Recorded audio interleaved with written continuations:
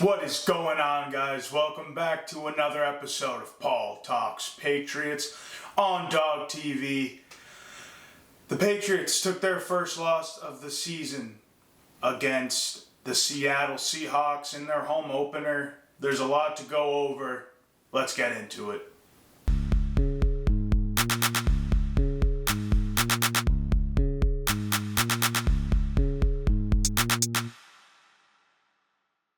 Well, first off, I just got to start by saying we have the most bipolar fan base in all of the NFL.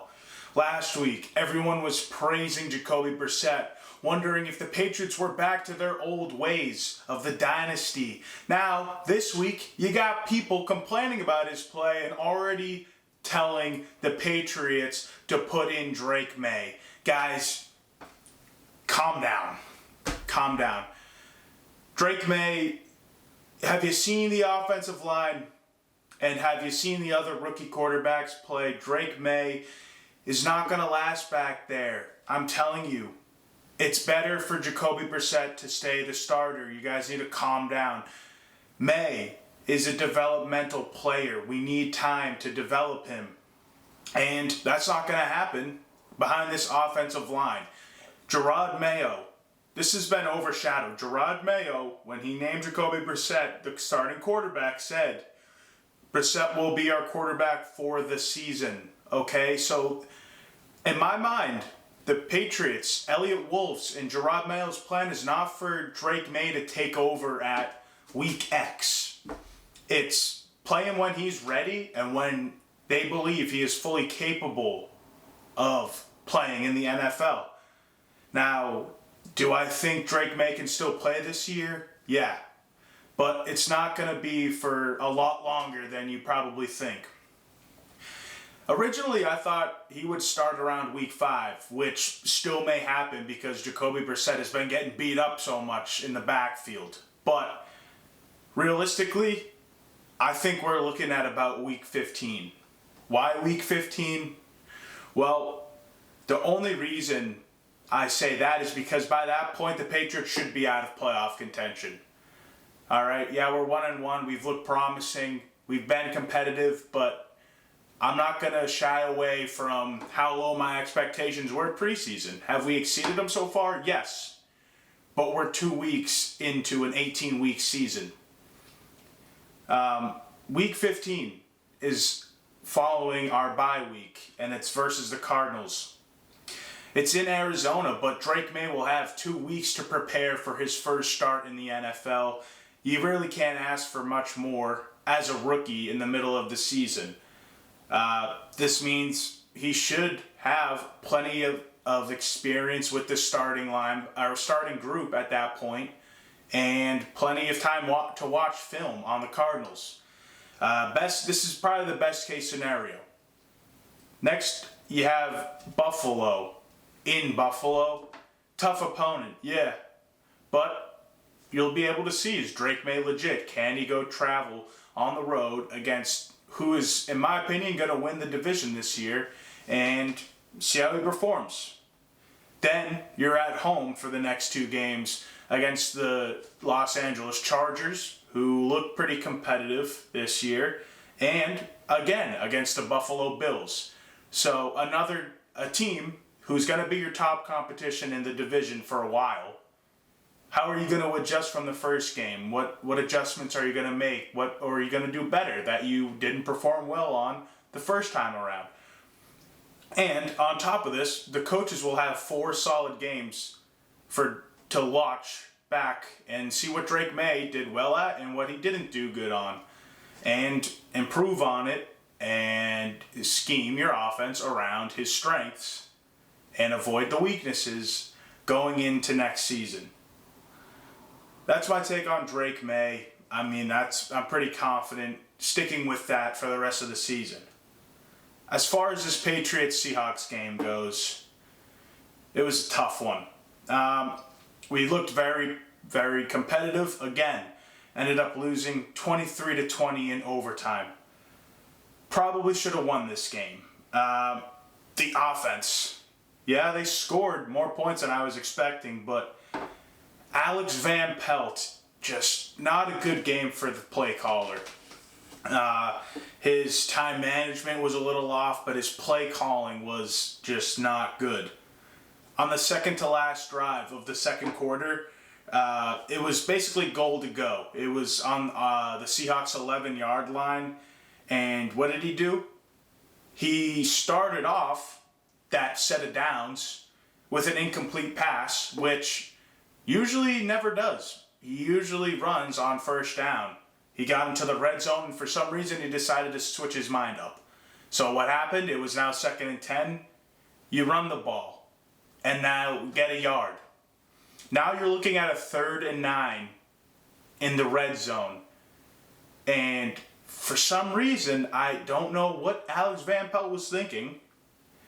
He started with a pass and then went to the run. I would have done the reverse, which he usually does. And what happens on 3rd and 9? Incomplete pass. You're settling for a field goal. Then you get the ball back again with 1 minute, 28 seconds left, and you're at your own 8-yard line. If you've watched our offense so far this season, you know we don't like to pass long. We don't push the ball down the field fast. We go slow. We waste time. So for me, Alex Van Pelt seems super unprepared on this drive. It's either you try and take the shot downfield, or you run the ball out, punt it, and hope that the Seahawks don't score again. He was right in the middle. He started with a run, and you get the clock rolling. It was about a 2 or 3 yard run. Well, why would you do that? You're wasting clock now. And, okay, yeah, sure, run the clock out, or make the Seahawks use their timeouts before they get the ball back. What does he do the next play? Pass. What's the result? Incomplete pass. So now you stop the clock, you're working on a 3rd and long again, and what happens? On 3rd down, incomplete pass. So now the Seahawks have all 3 of their timeouts instead of probably 1 or 2, and they're going to get really good field position because you just got 2 yards on that whole drive. It just seems like Alex Van Pelt, again, was not prepared, didn't know what to do in that situation, and he was thinking on the fly, and it didn't work out. Either run the ball, make Seattle waste the timeouts, or commit to throwing the ball down the field. All right?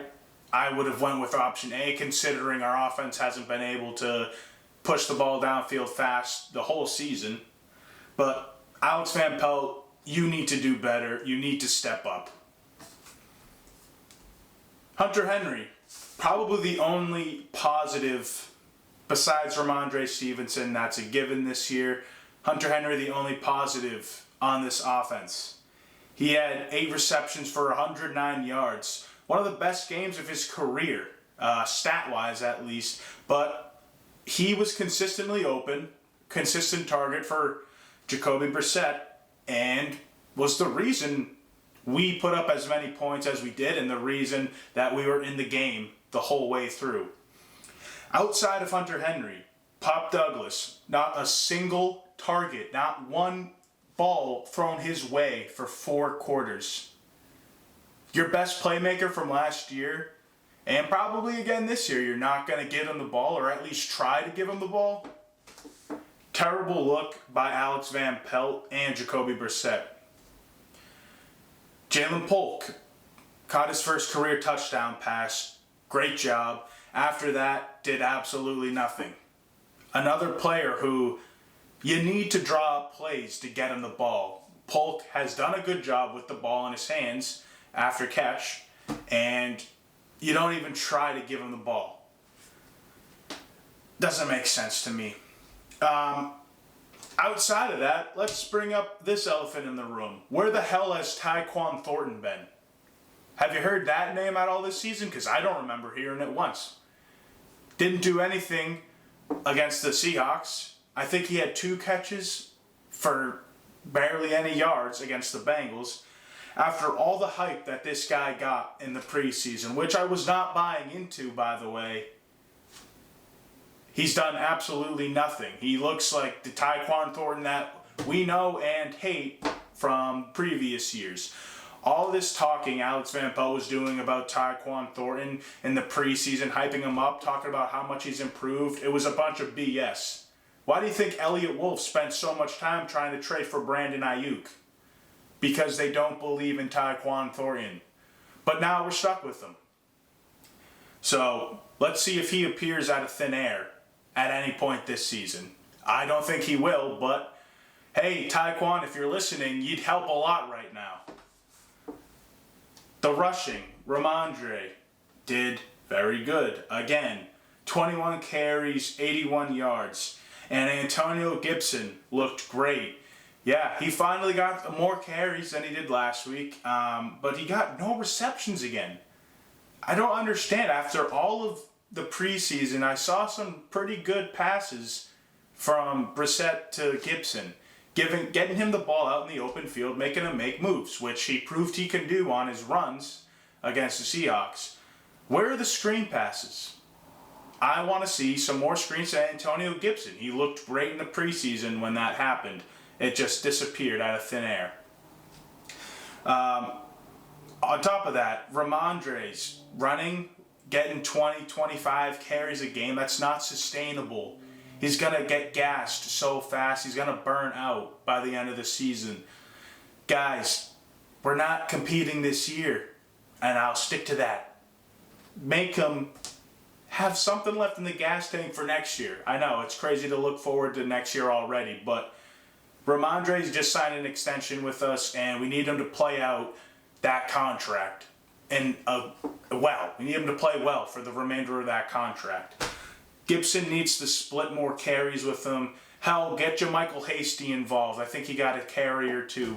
But Ramondre needs to not get worked into the ground so fast like it seems like he will this year.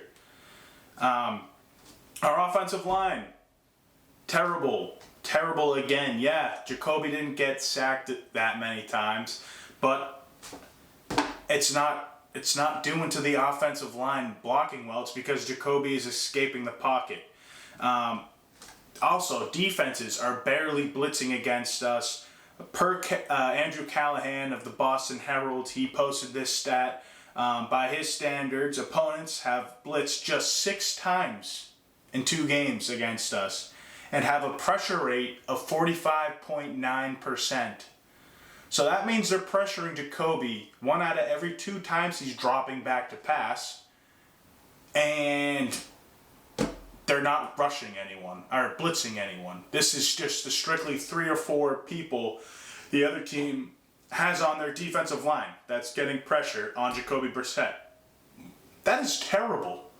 That is awful. And when you have 7 or 8 guys that can defend the pass, you can't do much. Our offensive line also just got worse because Vidarian Lowe just got injured. So now Caden Wallace, who was very inconsistent all preseason at left tackle, but Elliott Wolf claimed that he could play left tackle, now has to step in and try and prove that he can. I'm not a disbeliever in Caden Wallace, but I don't think he's ready to play left tackle yet in the NFL, and now we're going to have to see how he does.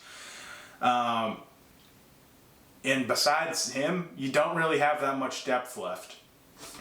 As of today, our whole starting offensive line is on the injury report, and we'll see. Maybe Sidy Sow will come back this week. I hope he does. I think he will.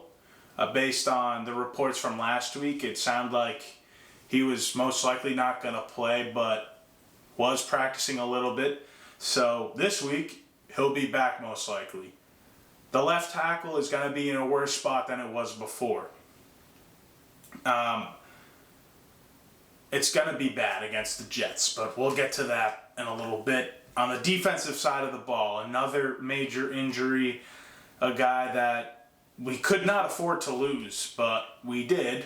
Jawan Bentley tore his pec, and he's going to be out for the season. So what does this mean? Well, I think we have some decent depth at linebacker. Jelani Tavai is going to have to step up, take over that lead role. as the middle linebacker, call the plays, call the shots, and I think he can prove that he's capable of that role.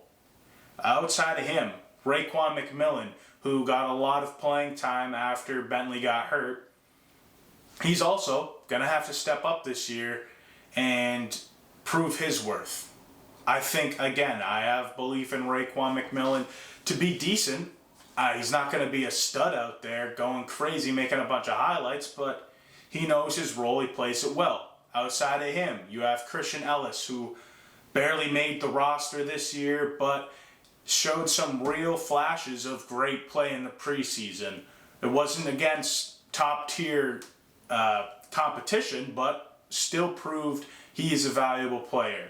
So I'm not too worried, but Bentley is a huge blow to the defense, and it's going to be tough to recover. Another guy to keep your ears out for a name is Curtis Jacobs, who was an undrafted free agent that signed with the Kansas City Chiefs after this year's draft, but got waived on final roster cuts, and then signed with us right after. So he hasn't really got playing time, but we'll see if he gets on the field with this Jawan Bentley injury.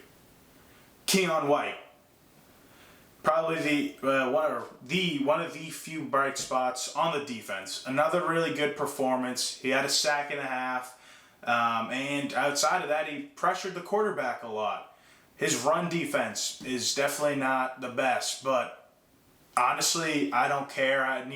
He needs to worry about getting to the quarterback, and that's it. He shouldn't have a care in the world about stopping the run, honestly, because no one else is getting to the quarterback. Our defensive line has done a terrible job of pressuring the quarterback. You saw it in the game. Geno Smith, there was a lot of plays where he had plenty of time to stand in the pocket and make throws. And Geno Smith, yeah, I think he is slept on, but let's not talk like he's a top 5 quarterback. But he sure as hell looked like it. If he did escape the pocket, also was making passes, but that was more due to the cornerbacks not letting up anything open, and Geno getting a little nervous standing in the pocket, and then he would roll out. It wasn't due to the D-line getting him a lot of pressure on him. Our run defense was fine, but the pressure on the quarterback was terrible. Christian Barmore is missed. I will say that. Aquale really hasn't stepped up, and where is Josh Uche? Where is he? Where is he? He hasn't done anything. He is another guy that I was high on this year, but has not proved his worth at all.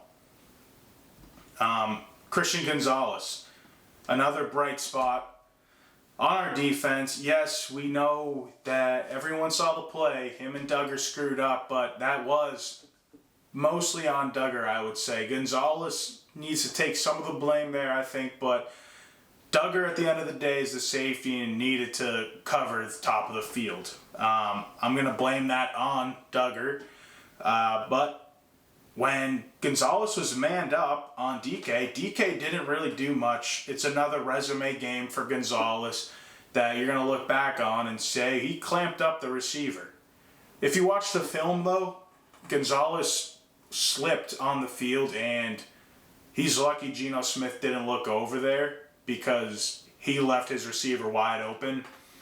Luckily, he didn't throw over there. As far as special teams, Bryce Behringer had another great game. I said we needed to pin the Seahawks within their 20-yard line because they're not good at driving the ball down the field when it happens. Bryce Behringer did it 3 times, had another touchback at the 20, but those 3 punts that landed within the 20, the results, a punt, another punt, and then it was the field goal to win the game at the end of the game. And at that point, I think the Seahawks offense just figured it out, and they drove down the field pretty easily. Before overtime, this completely changed the game, was the blocked field goal. If you look back, the Seahawks stacked the left side of the ball, and it was a 6-versus-5. Austin Hooper definitely did not notice that and blocked the furthest guy on the outside, probably thinking it was a 5-on-5.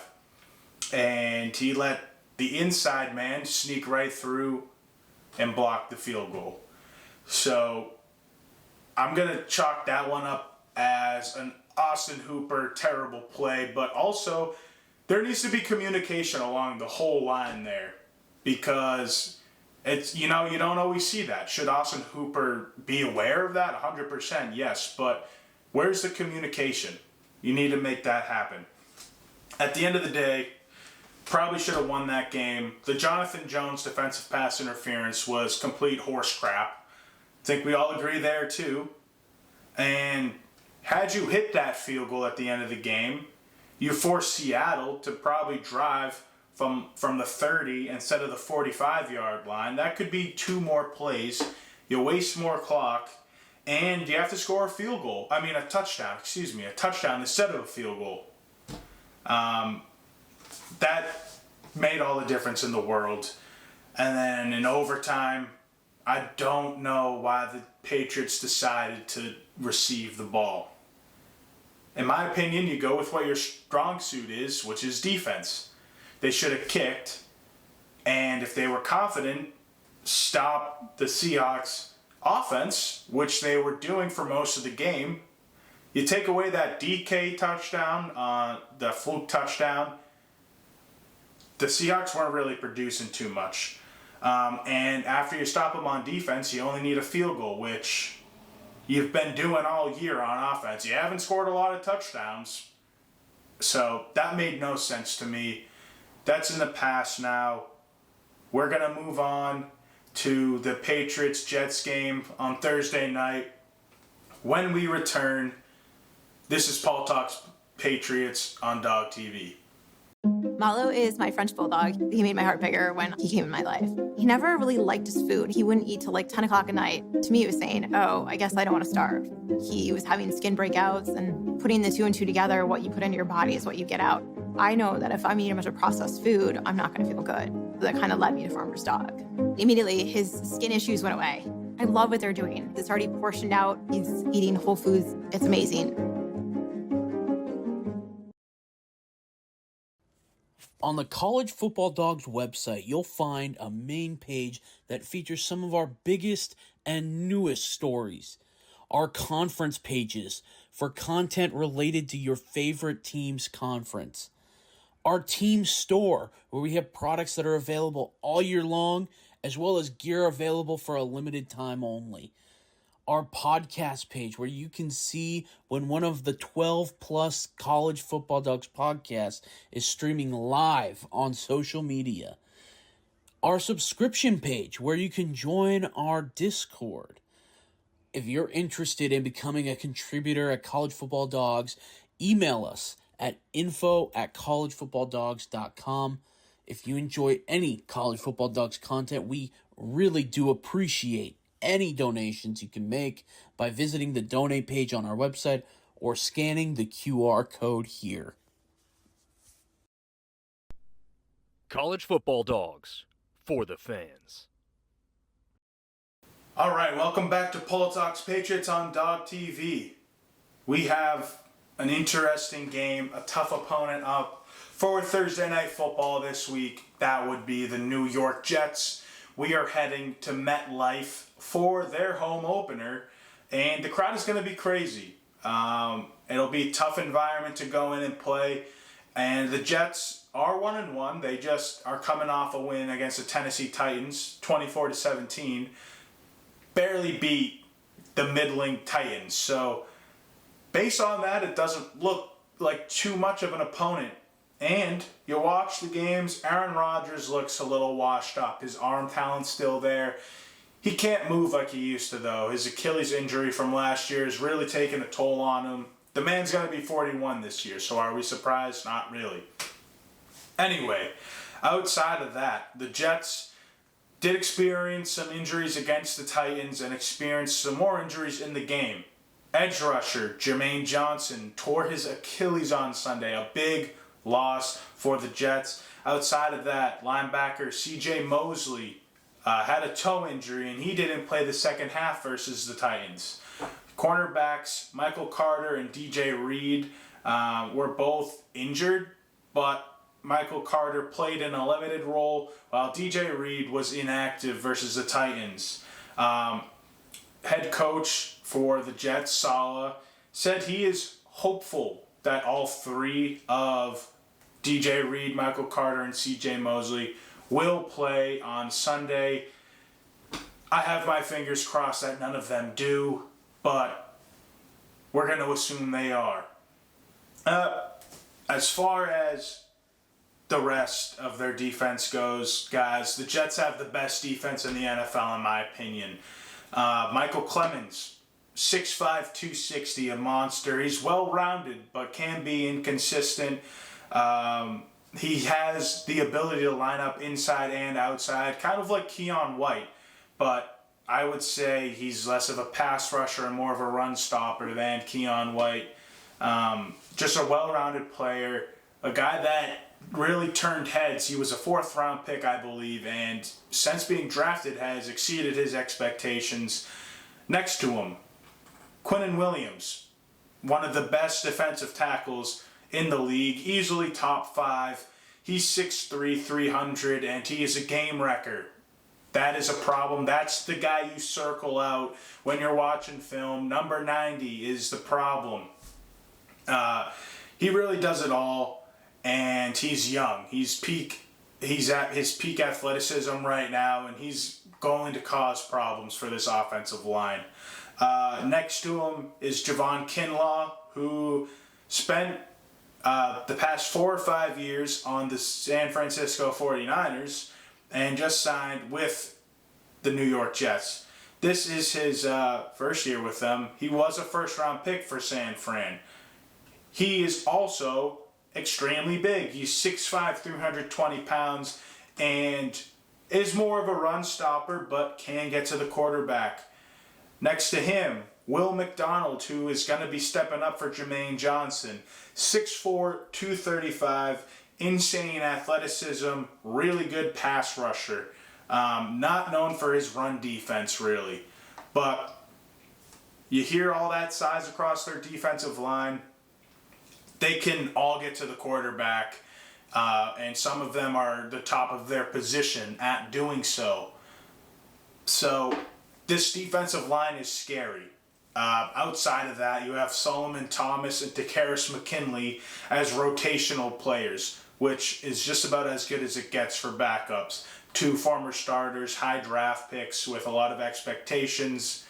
They didn't really pan out and get to those expectations as their draft pick, but really good backups in the NFL. This is a problem. I'm scared. Whatever you want to say, guys, this is scary. As far as the rest of their front 7 goes, Jamian Sherwood, outside linebacker. He converted from a safety in the draft, played safety at Auburn, and converted to outside linebacker after being drafted. This is his first year as a starter, and probably the least of my concerns for the Patriots. Not saying that you shouldn't worry about them, but the rest of their defense is so stacked, you got to pay attention to everyone else. He's decent, high motor player, may make a good play or two, but not too worried about him. Who I am worried about is Quincy Williams. Quinnen Williams' brother. Both play, keep that middle of the field on defense locked up. Quincy Williams was a 2023 first-team All-Pro player. He is legit, guys, and another player that we have to be super concerned about. Next to him is the veteran C.J. Mosley. Again, he was injured, and I'm praying that he doesn't play. But this dude's been around the block.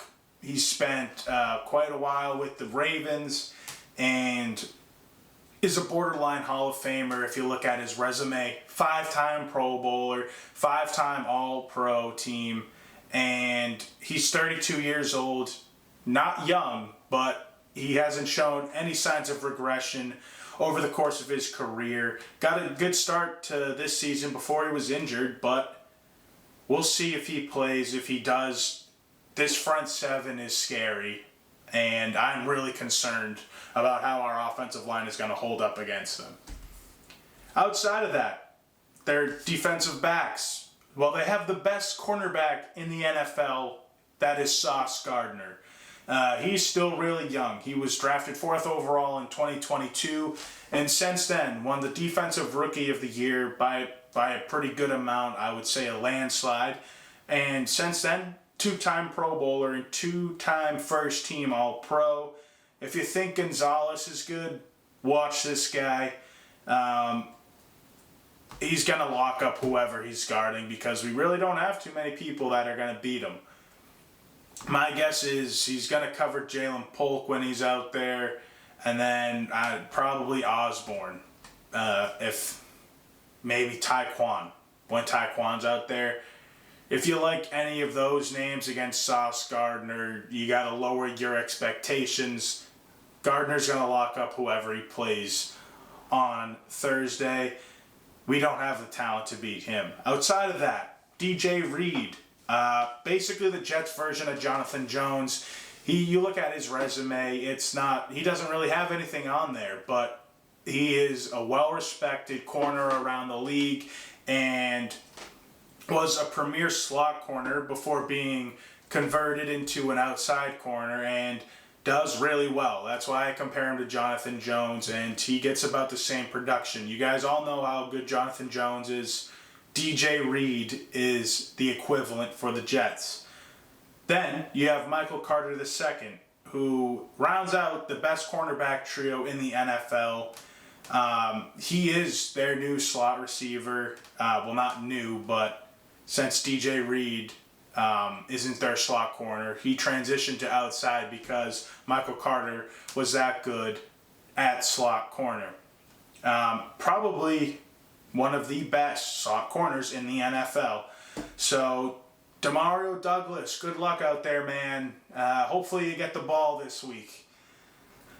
If Reed and Carter are injured, or inactive, I should say, because of their injuries, which they probably won't be, but if they are, they have Quantez Stiggers and who is it? Jarek Bernard Converse. So I had to look these guys up.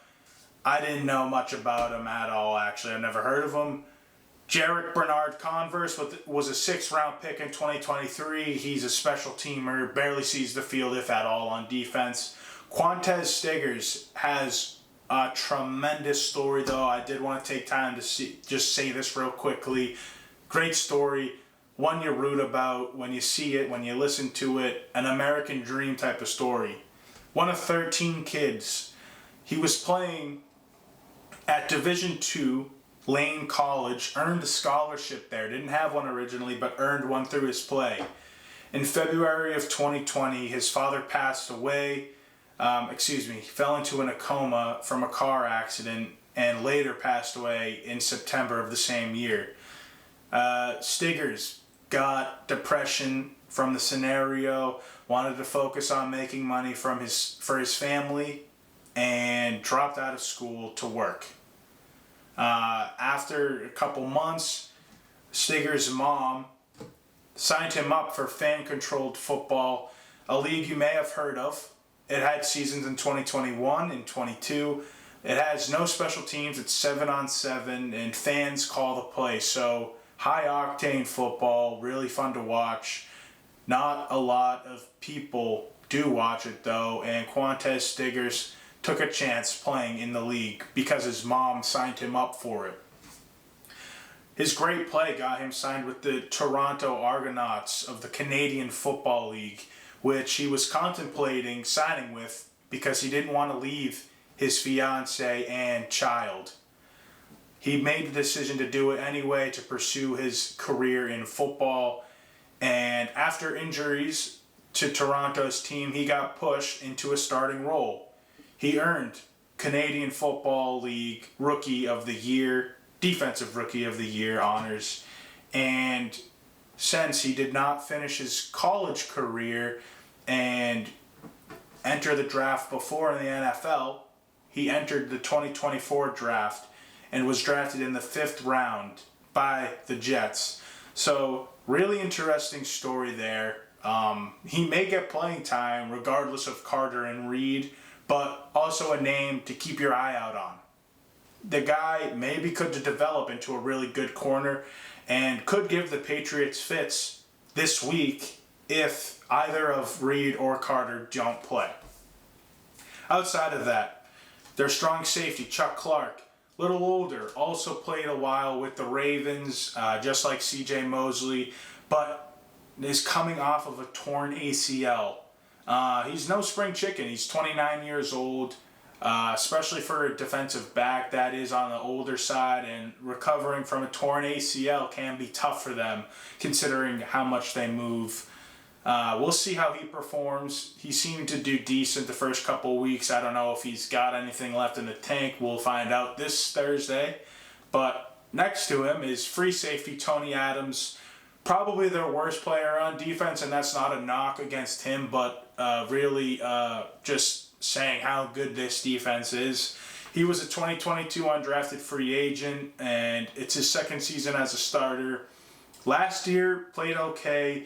Didn't do anything crazy, but decent starter. So what do the Patriots do? Well, Alex Van Pelt is going to have to get creative, which I don't have a lot of confidence in. But the offensive line is going to be down another player with Vidarian Lowe injured. He's most likely not playing. And I think what I would do is go back to what you did week 1 a lot. Get a 6 lineman out there and run the shit out of the ball. Get Nick Leverett probably out there. Caden Wallace will be starting at left tackle. And just run the ball as best as you can.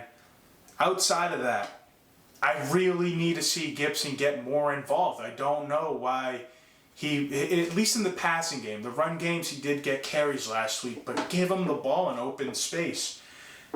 This is kind of crazy. I don't even know if this is in Alex Van Pelt's playbook, but what I would do is put Jacoby in shotgun to give him a little more extra room so he's not getting pressured immediately. Put Ramondre on the left side of him and Antonio Gibson on the right side of him. This gives you options. You can hand it off to either side. Dump it off and a screen play, and then get whatever receivers you want out there. I'd probably put Douglas and Hunter Henry out there for sure, and then take your pick between Polk and Osborne, depending on the formation. But yeah, get 2 running backs out there with Jacoby Brissett, and keep the Jets' defense guessing. As far as our defense goes, we're going to have to apply pressure to Aaron Rodgers. So someone's going to have to step up. If you give him time, he's going to kill you. He's going to torch you. He's going to throw for like 300 yards probably. If you get pressure on him, he's going down. He's going to do what Brady did, just fall on the ground probably, because the dude can't move anymore. He's old. He doesn't want to risk injury. Joshua Uche, Dietrich Wise, and Anthony Jennings, I'm talking to you. You need to step up. Get some pressure on Aaron Rodgers, please. You didn't do anything last week. Now's your time. Take some of the stress off of Keion White. I'm sure he loves it. I'm sure he's feeding off of the first 2 weeks he's had. He'll keep it up. I'm not worried about him. But the rest of you guys need to step up. You're also dealing with one of the best running backs in the NFL in Breece Hall. A great runner and a tremendous pass catcher. So he's going to cause you some problems. Paired with him is Braylon Allen. The kid is like 20 years old. I don't even think he can buy alcohol yet. And he's also built like a brick house. He's 6'1", like 235. He could probably play middle linebacker if he wanted to. So a guy I really liked for coming out of this draft. It seems like the Jets got a steal with him, but a really good running back duo that you are going to need to worry about. Outside of that, Garrett Wilson. I'm not really too worried about him as their number one receiver. Christian Gonzalez, again, is going to be tasked with defending him most of the game. But last year before Gonzalez got hurt, he played against Garrett Wilson, allowed 3 catches for 18 yards. So I'm not too worried about him.